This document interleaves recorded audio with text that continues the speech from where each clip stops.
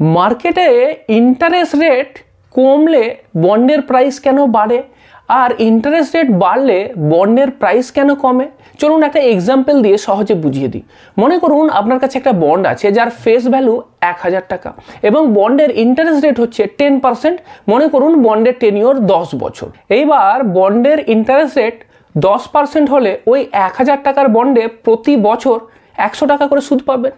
এইবার মনে করুন যে জেনারেল ইকোনমিতে ইন্টারেস্ট রেট কমে গেছে, তাহলে কি হবে যে নতুন বন্ড যেগুলো আসবে তার এই ইন্টারেস্ট রেটটাই কম হবে। মনে করুন এখন নতুন বন্ডের ইন্টারেস্ট রেট 8%, তাহলে এখন 1000 টাকার একটা বন্ডেতে কত ইন্টারেস্ট পাবো?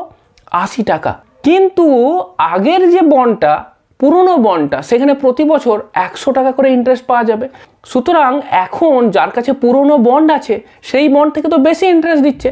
এখন সেই বন্ডটা যদি সে কাউকে বিক্রি করতে চায় তাহলে কি হবে যে 1000 টাকার বদলে কেউ 1250 টাকা দিয়েও পুরনো বন্ডটা কিনে নেবে, কারণ বন্ডের টেনিওর তো 10 বছর, এখনো তো অনেক দিন আছে, ততদিন পর্যন্ত এই পুরনো বন্ডটা তো বেশি করে ইন্টারেস্ট দিতে থাকবে।